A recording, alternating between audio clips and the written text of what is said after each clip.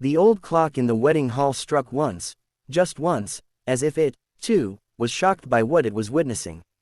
A 22-year-old boy, thin, tired, visibly nervous, stood beside a woman old enough to be his grandmother. Her silver hair was pinned neatly, diamonds catching the chandelier lights. She looked graceful, calm, and strangely lonely. Her name was Eleanor Hayes. 71. Billionaire. Founder of one of the biggest educational foundations in the country. And the boy, Armin Qureshi, was nothing more than a poor scholarship student who used to clean classrooms at night to earn a little extra. The world whispered. People stared. Even the photographer hesitated before taking their wedding picture, as if the camera, too, was confused. Armin didn't look at Eleanor during the ceremony. His fingers trembled as he signed the marriage papers. He didn't smile for a single photo. Because in his heart, one truth echoed louder than the judge's voice. He had no choice. Not when his mother needed urgent surgery. Not when the hospital bills were drowning his family. Not when every door had closed except the one Eleanor had mysteriously opened. "Marry me," she had said quietly a week ago. "I'll cover everything. Your mother will be saved. And I promise, I will never ask anything of you." Armin didn't understand her then. He barely understood her now. But he said yes. Because poverty teaches you to sacrifice dreams you never truly had the luxury to dream. The wedding ended, lights faded, guests left, and the newly married couple walked back to Eleanor's mansion, silent, distant, and connected only by a contract that promised survival, but no love. The mansion felt too quiet, too cold, too large for two people who shared nothing except a last name. "Your room is upstairs," she said gently, trying not to meet his eyes. She was giving him space, even freedom. Yet something in her voice felt fragile, like the whisper of someone used to being left behind. Armin nodded awkwardly. He did not know how to treat her. As a wife, a benefactor, a stranger, he chose the safest option. Silence. Days passed. 7. And every day, Armin noticed small, unusual things. Eleanor never touched the left side of her bed. She always read the same letter every night before sleeping. She kept fresh lilies in a room she never entered. Sometimes he caught her staring at the garden swing like she was remembering someone who never came back. Armin tried to stay away, but curiosity slowly chipped at the walls he had built around his discomfort. On the 7th day, something happened that shattered everything he thought he knew about her. It was 3:12 a.m. Armin woke up thirsty and walked downstairs. He paused in the hallway. The door to the forbidden room, the one Eleanor never entered, was open. And inside, she was sitting on the floor. Not on a chair, not on the bed, on the floor. A framed photograph lay near her trembling hands. Tears slid silently down her wrinkled cheeks. Armin froze. The Eleanor he had seen so far, graceful, controlled, composed, had disappeared. She looked like a broken human being who had carried pain too heavy for too many years. He stepped closer. In the photograph was a young man, brilliant eyes, confident smile, about Armin's age. "Who is he?" Armin whispered. Eleanor didn't look up. "My son," she said. "My only child." Armin swallowed. He never knew she had a son. "He died 25 years ago." Her voice broke like a glass dropped from a height. "He was only 22, just like you." Armin sat down slowly, unsure if he was allowed to. "I married you," she said, clutching the photograph, "because for the first time in 25 years, I saw someone who reminded me of him." Armin felt his heart tighten. He loved studying. He wanted to help the world. He wanted to take care of me when I grew old, but life didn't give him the time.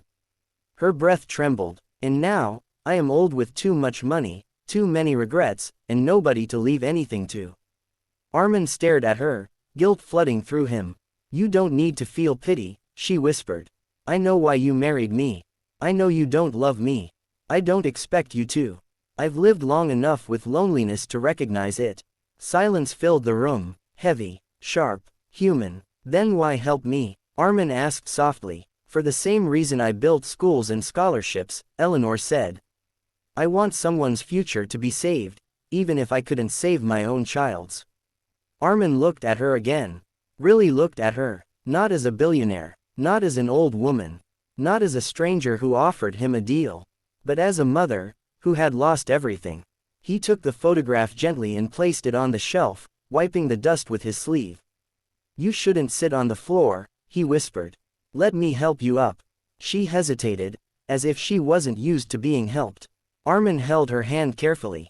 Fragile, light, cold. As he helped her stand, Eleanor suddenly staggered. A sharp gasp escaped her lips. Armin caught her immediately. Her heartbeat was too fast. Her breathing too shallow. "Are you okay?" She shook her head, and right there, in his arms, she fainted.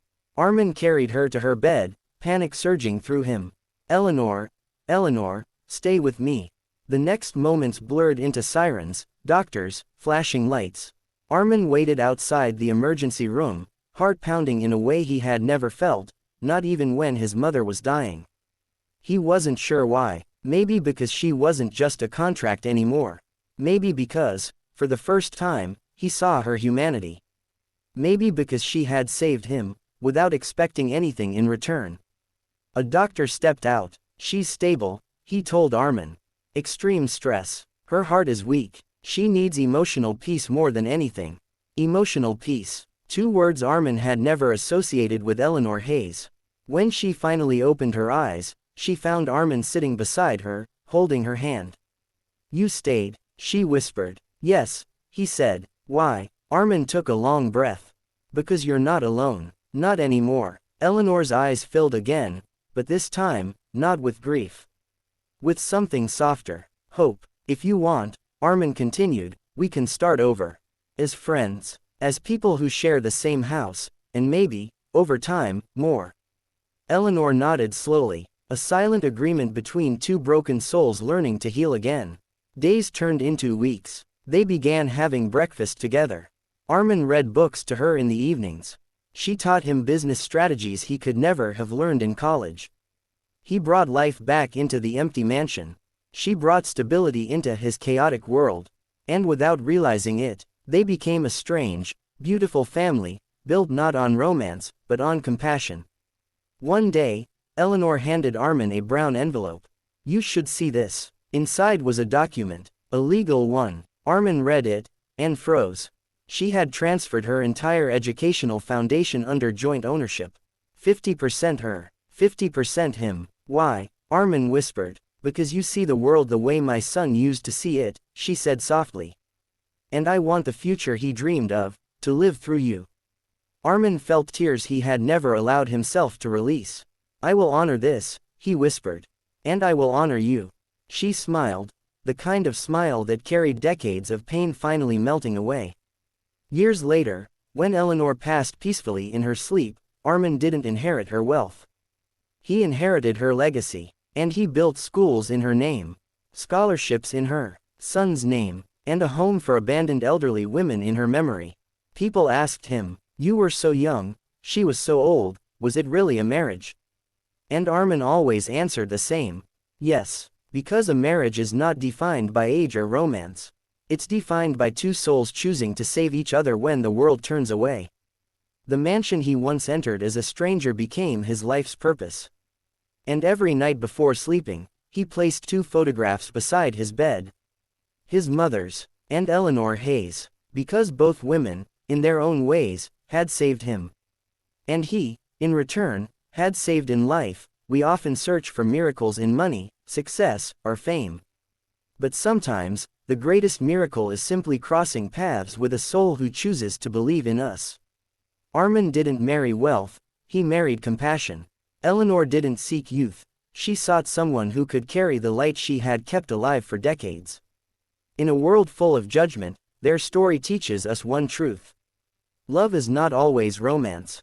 Family is not always blood. And kindness is the only legacy that never dies.